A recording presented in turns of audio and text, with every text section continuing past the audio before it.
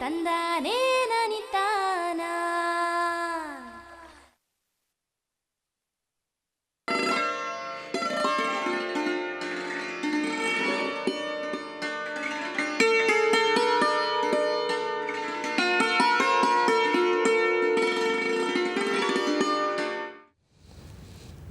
ರೈತ ಬಂದವರು ನಮಸ್ಕಾರ. ತಮ್ಮೆಲ್ಲರಿಗೆ ಕೃಷಿ ದರ್ಶನದ ನೇರ ಫೋನಿನ ಕಾರ್ಯಕ್ರಮಕ್ಕೆ ಆತ್ಮೀಯ ಸ್ವಾಗತ.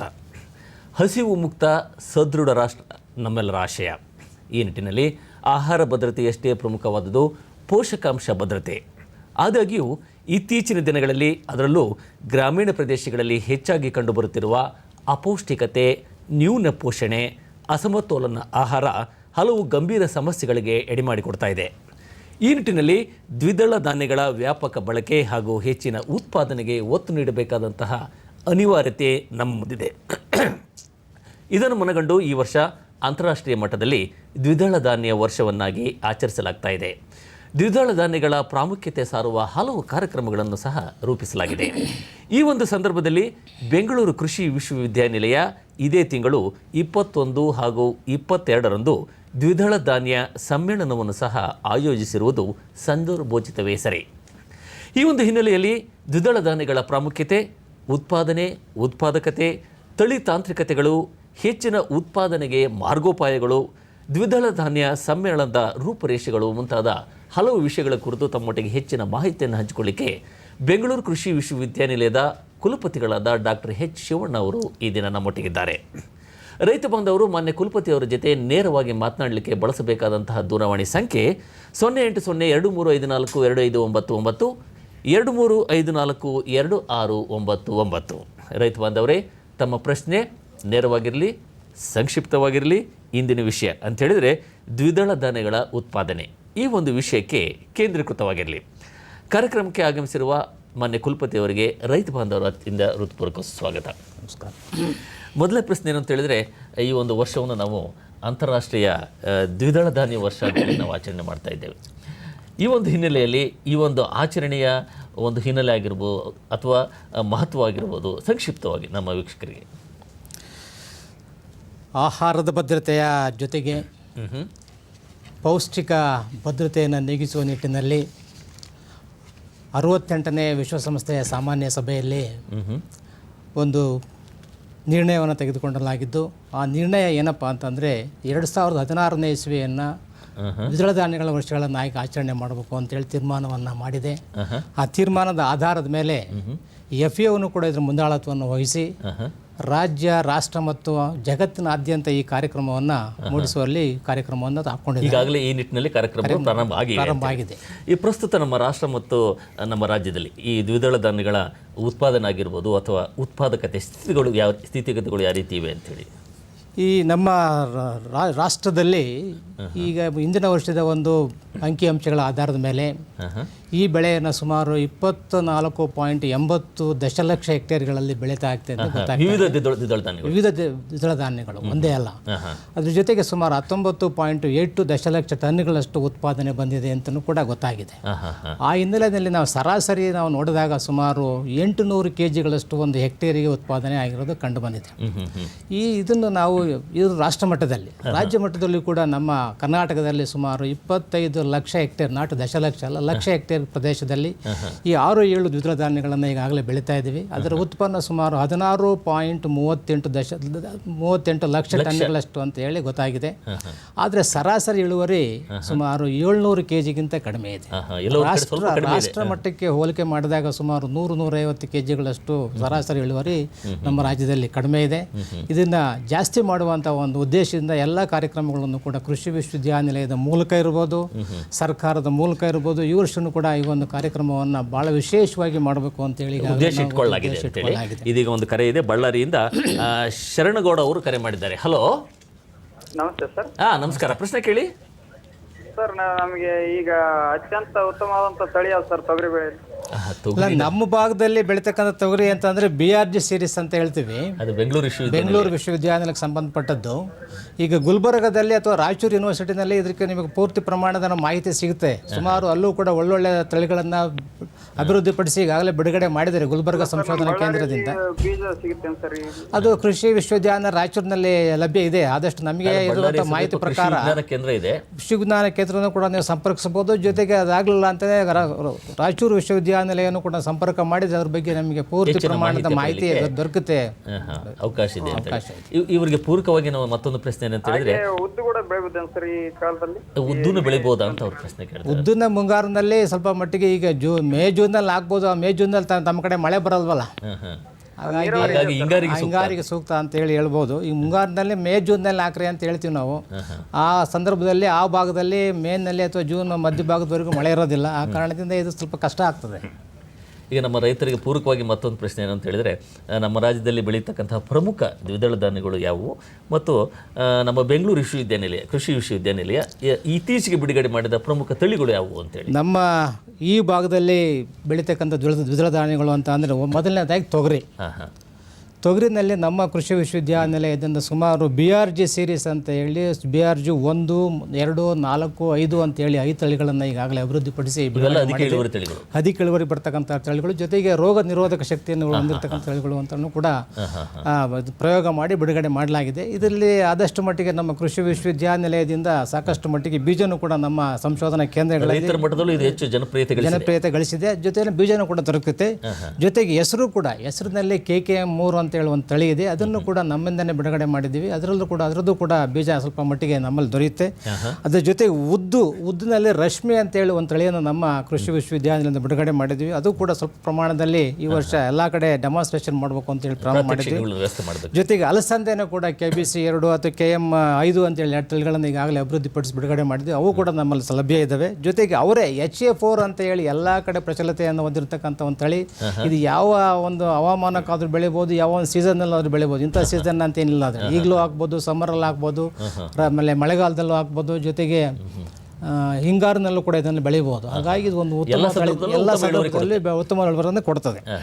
ಜೊತೆಗೆ JG11 ಅಂತ ಹೇಳಿ ಒಂದು ಬೆಂಗಾಲ್ ಗ್ರಾಮ್ನ ತಳಿಗಳನ್ನು ಕೂಡ ನಮ್ಮ ಸಂಶೋಧನಾ ಕೇಂದ್ರದಿಂದ ಶಿಫಾರಸು ಮಾಡಿದ್ದೀವಿ. ಅದನ್ನು ಕೂಡ ಹಿಂಗಾರಿನಲ್ಲಿ ಬೆಳೆದಕ್ಕೆ ನಾವು ಶಿಫಾರಸನ್ನು ಮಾಡ್ತೀವಿ. ಇದ್ರ ಜೊತೆಗೆ ಉರುಳಿನೂ ಕೂಡ ನಮ್ಮಲ್ಲಿ ಒಂದು ತಳಿ ಇದೆ. ಅದನ್ನು ಕೂಡ ಸಾಮಾನ್ಯವಾಗಿ ಸೆಪ್ಟೆಂಬರ್ ಅಕ್ಟೋಬರ್ನಲ್ಲಿ ಬೆಳಿಬೇಕಾದಂತೆ ಈ ಉರುಳಿ ತಳಿಯನ್ನು ನಾವು ಬೆಳಿಬೋದು. ಇಷ್ಟು ತಳಿಗಳನ್ನು ನಮ್ಮ ಕೃಷಿ ವಿಶ್ವವಿದ್ಯಾನಿಲಯದಿಂದ ಬಿಡುಗಡೆ ಮಾಡಿ ಈ ಒಂದು ಪ್ರದೇಶಕ್ಕೆ ನಾವು ಶಿಫಾರಸನ್ನು ಮಾಡಿದ್ದೇವೆ. ಎಲ್ಲ ತಳಿಗಳು ಕೂಡ ಪ್ರಚಲಿತನ ಇದ್ದಾವೆ. ನಮ್ಮ ಕೃಷಿಕರು ನಮ್ಮ ವಿಶ್ವವಿದ್ಯಾಲಯ ಸಂಪರ್ಕಿಸಬಹುದು. ಈ ಒಂದು ತಳಿಗಳ ಬಗ್ಗೆ ಹೆಚ್ಚಿನ ಮಾಹಿತಿಯನ್ನು ಸಹ ಪಡೆಯಲಿಕ್ಕೆ ಅವಕಾಶ ಇದೆ ಅಂತೇಳಿ ಇದೀಗ ಚಿತ್ರದುರ್ಗದಿಂದ ಭೀಮಣ್ಣ ಅವರು ಕರೆ ಮಾಡಿದ್ದಾರೆ. ಭೀಮಣ್ಣ ಅವರೇ ನಮಸ್ಕಾರ. ಹಲೋ, ಕರೆ ಕಡಿತ ಆಗಿದೆ. ಈಗ ನಮ್ಮ ಚರ್ಚೆಯನ್ನು ಮುಂದುವರಿಸಿದ್ದಾದಲ್ಲಿ ತಾವು ಹೇಳ್ತಾ ಇದ್ರಿ ಸರ್, ಇಷ್ಟೊಂದು ವೈವಿಧ್ಯಮಯ ತಳಿಗಳನ್ನು ನಮ್ಮ ವಿಶ್ವವಿದ್ಯಾನಿಲಯ ಬಿಡುಗಡೆ ಮಾಡಿದೆ ಅಂತೇಳಿ. ಇದೀಗ ಮತ್ತೊಂದು ಕರೆ ಇದೆ. ತುಮಕೂರಿನಿಂದ ಶಾಂತಲಾ ಅವರು ಕರೆ ಮಾಡಿದ್ದಾರೆ. ಶಾಂತಲಾ ಅವರೇ ನಮಸ್ಕಾರ.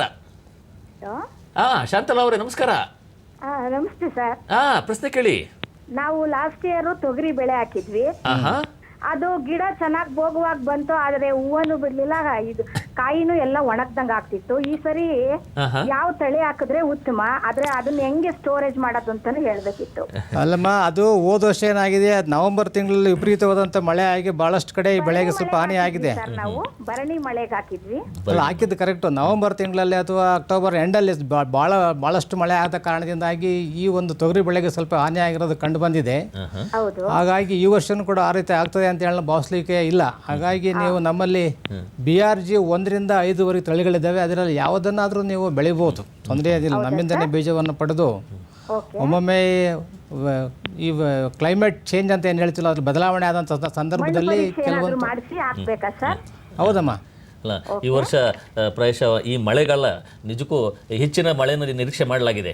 ಹಾಗಾಗಿ ಈ ವರ್ಷ ಮಳೆ ಚೆನ್ನಾಗಿ ಬರ್ತದೆ ಅಂತೇಳಿ ಈಗಾಗಲೇ ಪ್ರಿಡಿಕ್ಟ್ ಮಾಡಿದ್ದಾರೆ. ಸಾಮಾನ್ಯ ಅದನ್ನು ಜೂನ್ ಜುಲೈನಲ್ಲೆಲ್ಲ ನೀವು ಸ್ವಯಿಂಗ್ ಮಾಡ್ಬೋದು. ಅದರಿಂದ ಬೀಜನೂ ಕೂಡ ನಮ್ಮಲ್ಲಿ ದೊರೆಯುತ್ತೆ. ಅದ್ರ ತಳಿಗಳು ಆನಂತರ ಸಂಪರ್ಕಿಸಿ ಹೆಚ್ಚಿನ ಮಾಹಿತಿ ಪಡೆಯಲಿಕ್ಕೆ ಅವಕಾಶ ಇದೆ. ಇದೀಗ ಚಿತ್ರದುರ್ಗದಿಂದ ಚಂದ್ರಪ್ಪ ಅವರು ಕರೆ ಮಾಡಿದ್ದಾರೆ. ಚಂದ್ರಪ್ಪ ಅವರು ನಮಸ್ಕಾರ. ನಮಸ್ಕಾರ ಸರ್. ಚಂದ್ರಪ್ಪ ಅವರು ಪ್ರಶ್ನೆ ಕೇಳಿ.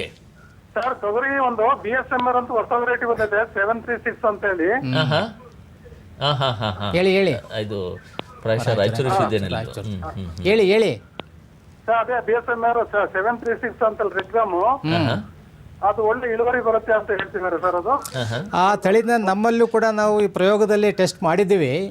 ಆದರೆ ನಮ್ಮ ತಳಿಗಳಿಗೆ ಹೋಲಿಕೆ ಮಾಡಿ ನೋಡಿದರೆ ಅದರದ್ದು ಅಷ್ಟೊಂದು ಗುಣಮಟ್ಟ ಫಲಿತಾಂಶ ಕಂಡು ಬಂದಿಲ್ಲ. ಹಾಗಾಗಿ ನಾವು ನಿಖರವಾಗಿ ನಮ್ಮ ಭಾಗಕ್ಕೆ ಅದನ್ನು ನಾವು ಶಿಫಾರಸ್ ಮಾಡ್ತಾ ಇಲ್ಲ. ಅದೇ ಗುಲ್ಬರ್ಗ ಅಂತ ಗುಲ್ಬರ್ಗ ಆ ಭಾಗದಲ್ಲಿ ಅದು ಒಳ್ಳೆಯ ಇಳುವರಿ ಕಂಡು ಬಂದಿದೆ. ಆ ಭಾಗದಲ್ಲಿ ಭಾಳಷ್ಟು ಜನ ಅದನ್ನು ಬೆಳೀತಾ ಇದ್ದಾರೆ ಇತ್ತೀಚಿನ ದಿನಗಳಲ್ಲಿ. ಹಾಗಾಗಿ ನೀವು ನಮ್ಮಲ್ಲಿ ಇರ್ತಕ್ಕಂಥ ತಳಿಗಳನ್ನ ನೀವು ಈ BRG ಸೀರೀಸ್ ಅಂತ ಏನಿದೆಯಲ್ಲ, BRG 1, 2, 4, 5 ಅಂತೇಳಿ ಆ ತಳಿಗಳನ್ನು ನಮ್ಮ ಭಾಗದಲ್ಲಿ ಬೆಳಿಬೋದು ಚಂದ್ರಪ್ಪನವರೇ. ಬೆಳೆದಿದ್ದಾದರೂ ಉತ್ತಮ ಇಳುವರಿ ಬರಲಿಕ್ಕೆ ಸಾಧ್ಯ ಇದೆ ಅಂತೇಳಿ ಚಂದ್ರಪ್ಪ ಅವರಿಗೆ ಧನ್ಯವಾದಗಳು. ಇದೀಗ ಮತ್ತೊಂದು ಕರೆ ಇದೆ. ವಿಜಯಪುರದಿಂದ ಶಿವಾನಂದ್ ಅವರು ಕರೆ ಮಾಡಿದ್ದಾರೆ. ಶಿವಾನಂದ್ ಅವರೇ ನಮಸ್ಕಾರ. ಸರ್ ನಮಸ್ತೆ ಪ್ರಶ್ನೆ ಕೇಳಿ ಶಿವಾನಂದ್ ಅವರೇ. ಸರ್ ನಾವಿಲ್ಲಿ ಉತ್ತರ ಕರ್ನಾಟಕದಿಂದ ವಿಜಯಪುರದಿಂದ ನಮ್ದು ಏನಂದ್ರೆ ಈಗ ಜಾಸ್ತಿ ನಾವು ಮುಂಗಾರು ಅಂತ ಬಂದ್ಬಿಟ್ರೆ ಮೆಕ್ಕೆಜೋಳನೇ ಜಾಸ್ತಿ ಬೆಳೆಯುತ್ತೆ ಸರ್. ಆ ಮೆಕ್ಕೆಜೋಳದಲ್ಲಿ ನಾವು ಅದು ದ್ವಿದಳ ಧಾನ್ಯವನ್ನು ಇನ್ನೊಂದು ಮಿಶ್ರ ಬೆಳೆಯಾಗಿ 2:1 ಅಥವಾ 1:2 ಅಥವಾ 1:3 ಅಂತ ಮಿಕ್ಸ್ ಮಾಡಿಕೊಂಡು ಬೆಳೆದ್ರೆ ಚೆನ್ನಾಗಿ ಬೆಳೆ ಬರುತ್ತೆ, ಸಾರಜನಕ ನೈಟ್ರೋಜನ್ ಭೂಮಿಗೆ ಹೋಗುತ್ತೆ ಅಂತ ಹೇಳ್ತಾರೆ. ಹೌದು, ಅದು ನಿಜಕ್ಕೂ ಸತ್ಯನೇ. ಅದು ಸತ್ಯವಾದ ಮಾತೇ ಅದು. ಹೌದು ಸರ್, ಕರೆಕ್ಟ್. ಹಾಗಾಗಿ ನೀವು ಕೂಡ ಯಾವ ರೀತಿ ಬೆಳೆ ಪದ್ಧತಿ ಇದೆ ಅದರಲ್ಲಿ ಇಂಟರ್ ಕ್ರಾಪರ್ನಾಗಿ ಬೆಳೆದ್ರೆ ಒಳ್ಳೇದು. ಯಾಕಂದ್ರೆ ಯಾವುದು ಬೆಳಿಬೇಕು ಅಂತ ಹೇಳ್ತಾರೆ. ಆ ಭಾಗದಲ್ಲಿ ಗುಲ್ಬರ್ಗ, ರಾಯಚೂರು, ಬಿಜಾಪುರದಲ್ಲೆಲ್ಲ ಕೃಷಿ ವಿಶ್ವವಿದ್ಯಾನಿಲಯ ರಾಯಚೂರು ಮತ್ತು ಧಾರವಾಡದಲ್ಲಿ ಕೆಲವು ತಳಿಗಳನ್ನ ಶಿಫಾರಸ್ ಮಾಡಿದ್ದಾರೆ. ಅವುಗಳನ್ನ ಬೆಳೆದ್ರೆ ಒಳ್ಳೇದು ಅಂತ ಕಂಡು ಬರ್ತದೆ ಸರ್. ಅಂದ್ರೆ ಈ ಗೌರ್ಮೆಂಟ್ ಇಂದ ನೀವು 2016 ದ್ವಿದಳ ಧಾನ್ಯಗಳದ ಇದು ವಿಶೇಷ ಅಂತ ಹೇಳಿದ್ರಲ್ಲ ಸರ್, ಗೌರ್ಮೆಂಟ್ ಇಂದ ಇದ್ರ ಬಗ್ಗೆ ಯಾವ್ದನ್ನ ಪ್ರಚಾರ ಮತ್ತು ಏನಾದ್ರು ಅದಕ್ಕೆ ವಿಶೇಷವಾದಂತ ಅದು ಯಾವ್ದನ್ನ ಮಿಕ್ಸ್ ಮಾಡ್ಬೇಕು, ಅದಕ್ಕೆ ಟ್ರೈಕೋಡರ್ಮಾ ಏನೇನು ಮಿಕ್ಸ್ ಮಾಡ್ತಾರಲ್ಲ ಸರ್, ಅದ್ರ ಬಗ್ಗೆ ಏನಾದ್ರು ವಿಶೇಷ ಪ್ರೋಗ್ರಾಮ್ ಅಲ್ಲ, ಅದಕ್ಕೆ ಸರ್ಕಾರನು ಕೂಡ ಇದ್ರ ಬಗ್ಗೆ ವಿಶೇಷ ಕಾರ್ಯಕ್ರಮಗಳನ್ನ ಈ ಮುಂಗಾರಿನಲ್ಲಿ ಮಾಡ್ತಾ ಇದ್ದಾರೆ. ಬಟ್ ಎಲ್ಲರೂ ಕೊಡ್ತಾರೆ ಅಥವಾ ಎಷ್ಟು ಜನ ಕೊಡ್ತಾರೆ ಅಂತೇಳಿ ನಮಗೆ ಸದ್ಯಕ್ಕೆ ಮಾಹಿತಿ ಇಲ್ಲ. ಹಾಗಾಗಿ ನೀವು ಅಲ್ಲಿ ನಮ್ಮ ಕೃಷಿ KVKಗಳನ್ನ ಸಂಪರ್ಕ ಮಾಡ್ಬೋದು. ನಿಮ್ಮ ಭಾಗದಲ್ಲಿ ಇರ್ತಕ್ಕಂಥ KVKಗಳು, ರೈತ ಸಂಪರ್ಕ ಕೇಂದ್ರವನ್ನು ಸಹ ರೈತ ಸಂಪರ್ಕ ಕೇಂದ್ರಗಳು ಇದಾವೆ. ಅಲ್ಲಿ ನೀವು ಸಂಪರ್ಕ ಮಾಡಿದ್ದೆ ಆಯ್ತು ಅಂದ್ರೆ ಇದ್ರ ಬಗ್ಗೆ ನಿಮಗೆ ಮಾಹಿತಿ ದೊರೆಯುತ್ತೆ ಸಾಹೇಬ್ರೆ. ಶಿವಾನಂದ್ ಅವರಿಗೆ ಧನ್ಯವಾದಗಳು. ಇದೀಗ ಜಮಖಂಡಿಯಿಂದ ಹನುಮಂತ್ ಅವರು ಕರೆ ಮಾಡಿದ್ದಾರೆ. ಹನುಮಂತ್ ಅವರೇ ನಮಸ್ಕಾರ. ನಮಸ್ಕಾರ ಸರ್. ಹನುಮಂತ್ ಅವರೇ ಪ್ರಶ್ನೆ ಕೇಳಿ. ಸರ್ ನೀವೇ ನಾವು ಜೂನ್ ಮೊದಲೇ ವಾರದಾಗ ಹೋದ್ಸಲ ಜೂನ್ ಮೊದಲೇ ವಾರದಾಗ ನಾವೇನ್ ಬಿತ್ತಿದೀವ್ರಿ, ಅದು ಇಳುವರಿ ಕಡಿಮೆ ಆಯ್ತ್ರಿ. ನಮ್ಮ ಮುಂದೆ ಒಂದು 8 ದಿವಸ ಬಿಟ್ಟು ಮತ್ತೆ ಅವ್ರು ಬಿತ್ತಿದ್ರು, ಅವ್ರ ಇಳುವರಿ ಹೆಚ್ಚಿಗೆ ಆಯ್ತು. ಅದಕ್ಕೆ ನಾವು ಯಾವ ಟೈಮ್ದಾಗ ಬಿತ್ತಿದ್ರೆ ಹೆಚ್ಚಿಗೆ ಅನುಕೂಲ ಆಗತ್ತೆ ಅಂತ ಹೇಳಿ ಯಾವ ಕಾಲದಲ್ಲಿ ಬಿತ್ತನೆ ಮಾಡಬೇಕು? ಅಲ್ಲ, ಮುಂಗಾರು ಅಂದ್ರೆ ನೀವು ಯಾವ ಊರ್ನರ್ ತಾವು? ಜಮಖಂಡಿ ಅವರು ಸರ್. ಜಮಖಂಡಿ ತಾಲೂಕು ರೀ. ಜಮಖಂಡಿ ತಾಲೂಕು ಅಂದ್ರೆ ನೀವು ಗುಲ್ಬರ್ಗದ ಸುತ್ತಮುತ್ತ ಏನು ಬೆಳಿತಾರಲ್ಲ ಆ ಟೈಮ್ನಲ್ಲಿ ಬಿತ್ತನೆ ಮಾಡೋದು ಒಳ್ಳೇದು ಇವ್ರೆ. ಹೌದು ಸರ್. ಅದಕ್ಕೆ ಒಂದೊಂದು ಬಾರಿ ಹೆಚ್ಚು ಕಡಿಮೆ ಆಗಿರ್ತದೆ. ಈ ಕ್ಲೈಮೇಟ್ ಬದಲಾವಣೆ ಆದ ಸಂದರ್ಭದಲ್ಲಿ ಒಮ್ಮೊಮ್ಮೆ ಬೆಳುವರಿನಲ್ಲಿ ಭಾಳಷ್ಟು ಏರುಪೇರು ಆಗಿರ್ತದೆ. ಅದು ಪ್ರತಿ ವರ್ಷವೂ ಅದೇ ರೀತಿ ಆಗ್ತದೆ ಅಂತ ಹೇಳಲಿಕ್ಕೆ ಆಗಲ್ಲ. ಹಾಗಾಗಿ ನೀವು ಏನು ಸಾಮಾನ್ಯವಾಗಿ ಆ ಭಾಗದಲ್ಲಿ ಏನು ಸಾಮಾನ್ಯ ಜೂನ್ನಲ್ಲಿ ಬಿತ್ತನೆ ಮಾಡ್ತಾರೆ ಆ ಟೈಮ್ನಲ್ಲಿ ಮಾಡಿದರೆ ಒಳ್ಳೆಯದು. ಧನ್ಯವಾದಗಳು. ಈಗಾಗಲೇ ಮೊದಲು ಪ್ರಸ್ತಾಪ ಮಾಡಿದಾಗೆ ಬೆಂಗಳೂರು ಕೃಷಿ ವಿಶ್ವವಿದ್ಯಾನಿಲಯ ಇದೇ ತಿಂಗಳು 21 ಮತ್ತು 22ರಂದು ಈ ಒಂದು ದ್ವಿದಳ ಧಾನ್ಯಗಳ ಸಮ್ಮೇಳನವನ್ನೇ ಒಂದು ದೊಡ್ಡ ಮಟ್ಟದಲ್ಲಿ ವ್ಯವಸ್ಥೆ ಮಾಡಿದೆ. ಸಂಕ್ಷಿಪ್ತವಾಗಿ ಇದರ ಒಂದು ಹಿನ್ನೆಲೆ, ರೂಪುರೇಷೆ, ಏನೆಲ್ಲ ವಿಜ್ಞಾನಿಗಳು ಬರ್ತಾರೆ, ಯಾವ ವಿಷಯಕ್ಕೆ ಹೆಚ್ಚು ಒತ್ತು ನೀಡಲಾಗಿದೆ ಅನ್ನೋದ್ರ ಬಗ್ಗೆ ಮಾಹಿತಿ. ಈ 20 ಮತ್ತು 22ನೇ 2 ದಿನಗಳ ಕಾಲ ಈ ಸಮಾವೇಶ ನಡೀತದೆ. ಅದರಲ್ಲಿ ಸುಮಾರು ರಾಷ್ಟ್ರ ಮಟ್ಟದ ಎಲ್ಲ ಭಾಗದಿಂದಲೂ ಕೂಡ ವಿಜ್ಞಾನಿಗಳು ಬರ್ತಾರೆ. ಸುಮಾರು 300ಕ್ಕೂ ಹೆಚ್ಚು ವಿಜ್ಞಾನಿಗಳು ಈ ಒಂದು ಸಮಾವೇಶದಲ್ಲಿ ಭಾಗವಹಿಸ್ತಾರೆ. ಬೇರೆ ಬೇರೆ ಭಾಗದಿಂದನೂ ಕೂಡ ಬೇರೆ ಬೇರೆ ರಾಜ್ಯದಿಂದಲೂ ಬಂದಿರ್ತಾರೆ. ಸುಮಾರು 300ಕ್ಕಿಂತ ಹೆಚ್ಚಾಗಿ ವಿಜ್ಞಾನಿಗಳು ಈ ಒಂದು ಕಾರ್ಯಕ್ರಮದಲ್ಲಿ ಪಾಲ್ಗೊಂಡಿರ್ತಾರೆ. ಮುಖ್ಯ ಉದ್ದೇಶ ಇಷ್ಟೇ, ಈ ವರ್ಷ 2015-16ರಲ್ಲಿ ಏನೇನು ನಡೆದಿದೆ ಕೃಷಿ ಸಂಶೋಧನೆ ಬಗ್ಗೆ, ಮುಂದಿನ ವರ್ಷಗಳಲ್ಲಿ ಯಾವ ರೀತಿಯ ಸಂಶೋಧನೆ ಕೈಗೊಳ್ಳಬೇಕು ಅನ್ನೋ ನಿಟ್ಟಿನಲ್ಲಿ ದೀರ್ಘವಾದ ಚರ್ಚೆಯನ್ನು ಮಾಡಿ, ಅದರಲ್ಲೂ ಮುಖ್ಯವಾಗಿ ಬೆಳೆ ಸುಧಾರಣೆ ಮಾಡೋ ಹಂತದಲ್ಲಿ, ಜೊತೆಗೆ ಬೆಳೆಯನ್ನು ಉತ್ಪಾದನೆ ಮಾಡೋ ಹಂತದಲ್ಲಿ, ಬೀಜೋತ್ಪಾದನೆ ಮಾಡೋ ವಿಷಯದಲ್ಲಿ, ಜೊತೆಗೆ ವ್ಯಾಲ್ಯೂ ಅಡಿಷನ್ ಪ್ರೊಸೆಸಿಂಗ್ ಅಂತ ಇದೆಲ್ಲ ಮೌಲ್ಯವರ್ಧನೆಯ ಬಗ್ಗೆಯೂ ಕೂಡ ವಿಶೇಷವಾಗಿ ಚರ್ಚೆಯನ್ನು ಮಾಡಿ ಮುಂದಿನ ವರ್ಷಗಳಲ್ಲಿ ಯಾವ ರೀತಿಯಾದಂಥ ಕಾರ್ಯಕ್ರಮವನ್ನು ಹಮ್ಮಿಕೋಬೇಕು ಒಂದು ರೀತಿಯಲ್ಲಿ ಈ 2 ದಿನಗಳ ಕಾಲ ಸುಮಾರು 300ಕ್ಕೂ ಹೆಚ್ಚು ವಿಜ್ಞಾನಿಗಳು ಪಾಲ್ಗೊಂಡು ಈ ಕಾರ್ಯಕ್ರಮದಲ್ಲಿ ಮುಂದಿನ ಒಂದು ರೂಪರೇಷೆಗಳನ್ನ ಒಳ್ಳೆಯ ಫಲಶ್ರುತಿ ಬರುತ್ತೆ. ಅದು ಮುಂದಿನ ದ್ವಿದಳ ಧಾನ್ಯ ಒಂದು ಕೃಷಿಗೆ ಅನುಕೂಲ ಆಗುತ್ತೆ. ಅದರಲ್ಲೂ ಮುಖ್ಯವಾಗಿ ಈ ವರ್ಷ ಅಂತಾರಾಷ್ಟ್ರೀಯ ವರ್ಷವನ್ನು ಈಗ ಆಚರಣೆ ಮಾಡೋದ್ರಿಂದ ಯಾವ ರೀತಿಯಾದಂಥ ಒಂದು ವಿಶೇಷವಾದಂಥ ಕಾರ್ಯಕ್ರಮವನ್ನು ಹಮ್ಮಿಕೋಬೇಕು ಒಂದು ರೀತಿಯಿಂದಲೂ ಕೂಡ ಈ ಒಂದು ಸಭೆಯಲ್ಲಿ ಚಿಂತನೆಯನ್ನು ಮಾಡಿ ಕಾರ್ಯಕ್ರಮವನ್ನು. ಸರ್, ಇನ್ನೊಂದು ಪ್ರಶ್ನೆ, ಈಗ ನಮ್ಮ ಗ್ರಾಹಕರ ದೃಷ್ಟಿಯಿಂದ ನಮ್ಮ ರೈತರ ದೃಷ್ಟಿಯಿಂದ ಮತ್ತು ಗ್ರಾಹಕರ ದೃಷ್ಟಿಯಿಂದ ಈ ದ್ವಿದಳ ಧಾನ್ಯಗಳಲ್ಲಿ ಏನೆಲ್ಲ ಪ್ರಾಮುಖ್ಯತೆ ಇದೆ ಅಂತ ಹೇಳಿ? ಮುಖ್ಯವಾಗಿ ಪೌಷ್ಟಿಕಾಂಶಗಳು ಜಾಸ್ತಿ ಇರ್ತದೆ ಅಂತ ಎಲ್ಲರಿಗೂ ಗೊತ್ತಿದೆ. ಸುಮಾರು 18ರಿಂದ 25% ವರೆಗೂ ಪೌಷ್ಟಿಕಾಂಶ ಎಲ್ಲ ದ್ವಿದಳ ಧಾನ್ಯಗಳಲ್ಲಿ ಇದೆ. ಜೊತೆಗೆ ವಿಟಮಿನ್ಸ್ ಮತ್ತು ಮಿನರಲ್ ಕೂಡ ಜಾಸ್ತಿ ಮಟ್ಟದಲ್ಲಿ ಇದರಲ್ಲಿದೆ. ಹಾಗಾಗಿ ಇದನ್ನ ಜಾಸ್ತಿ ಮಟ್ಟದಲ್ಲಿ ಉಪಯೋಗ ಮಾಡೋದ್ರಿಂದ ಅದರಲ್ಲೂ ಮುಖ್ಯವಾಗಿ ಇದು ಸಸ್ಯ ಆಧಾರಿತ ಒಂದು ಪ್ರೋಟೀನ್, ಸಸ್ಯದ ಮೂಲದಿಂದ ಬರ್ತಕ್ಕಂಥ ಪ್ರೋಟೀನ್, ಪ್ರಾಣಿ ಮೂಲದಿಂದ ಬರ್ತಕ್ಕಂಥ ಪ್ರೋಟೀನ್ಗೆ ಇದು ಆರೋಗ್ಯಕ್ಕೆ ಒಳ್ಳೆಯದು. ಹೌದು, ಆರೋಗ್ಯಕ್ಕೆ ಒಳ್ಳೆಯದು. ಆ ರೀತಿಯಾಗಿ ಇದನ್ನ ಪ್ರತಿ ಹಂತದಲ್ಲಿ ಜಾಸ್ತಿಯನ್ನು ಮಾಡಿ ಈ ಬೆಳೆಯನ್ನು ಜಾಸ್ತಿ ಮಾಡುವ ರೀತಿಯಲ್ಲಿ ಕಾರ್ಯಕ್ರಮವನ್ನು ಹಮ್ಮಿಕೋಬೇಕು. ಜೊತೆಗೆ ಈ ಒಂದು ಪೌಷ್ಟಿಕಾಂಶದ ಕೊರತೆಯನ್ನು ನೀಗಿಸುವ ದಿಕ್ಕಿನಲ್ಲೂ ಕೂಡ ಈ ಪಲ್ಸ್ ಅಂತ ಏನು ಹೇಳ್ತೀವಲ್ಲ ದ್ವಿದಳ ಬಹಳಷ್ಟು ಮಟ್ಟಿಗೆ ನಮ್ಮ ಎಲ್ರಿಗೂ ಕೂಡ ಒಂದು ಯೋಗ್ಯವಾದ ಸಹಕಾರಿಯಾಗಿವೆ.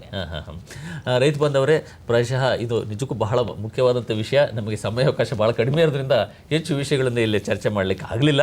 ಆದಾಗ್ಯೂ ಸಹ ಆನಂತರ ಸಹ ತಾವು ನಮ್ಮ ಕುಲಪತಿಗಳನ್ನು ಸಂಪರ್ಕಿಸಿ ಹೆಚ್ಚಿನ ಮಾಹಿತಿ ಪಡೆಯಲಿಕ್ಕೆ ಅವಕಾಶ ಇದೆ. ಇಲ್ಲಿವರೆಗೆ ಆಗಮಿಸಿ ಅಂತಾರಾಷ್ಟ್ರೀಯ ದ್ವಿದಳ ಧಾನ್ಯ ವರ್ಷಾಚರಣೆಯ ಈ ಒಂದು ಸಂದರ್ಭದಲ್ಲಿ ಈ ದ್ವಿದಳ ಧಾನ್ಯಗಳ ಪ್ರಾಮುಖ್ಯತೆ, ಅದೇ ರೀತಿ ಯಾವ ರೀತಿ ನಾವನ್ನು ಹೆಚ್ಚು ಬೆಳಿಬೇಕು, ಅದೇ ರೀತಿಯಲ್ಲಿ ಇದರಲ್ಲಿ ಇರ್ತಕ್ಕಂತಹ ಪೋಷಕಾಂಶಗಳೇನು ಮತ್ತು ನಮ್ಮ ವಿಶ್ವವಿದ್ಯಾನಿಲಯ ಹಮ್ಮಿಕೊಂಡಿರ್ತಕ್ಕಂತಹ ಈ ಒಂದು ಸಮ್ಮೇಳನದ ರೂಪುರೇಷೆಗಳನ್ನು ನಮ್ಮ ಕುಲಪತಿಗಳು ತಮ್ಮೊಟ್ಟಿಗೆ ಹಂಚಿಕೊಂಡಿದ್ದಾರೆ. ಇಲ್ಲಿಯವರೆಗೆ ಬಂದು ಇಷ್ಟೆಲ್ಲ ಮಾಹಿತಿಯನ್ನು ನಮ್ಮ ರೈತ ಬಾಂಧವರ ಜೊತೆ ಹಂಚಿಕೊಂಡಿರ್ತಕ್ಕಂತಹ ಬೆಂಗಳೂರು ಕೃಷಿ ವಿಶ್ವವಿದ್ಯಾಲಯದ ಮಾನ್ಯ ಕುಲಪತಿಗಳಾದ ಡಾಕ್ಟರ್ ಎಚ್ ಶಿವಣ್ಣ ಅವರಿಗೆ ಎಲ್ಲ ರೈತ ಬಾಂಧವರ ವತಿಯಿಂದ ಹೃತ್ಪೂರ್ವಕ ಧನ್ಯವಾದಗಳು. ನಮಸ್ಕಾರ.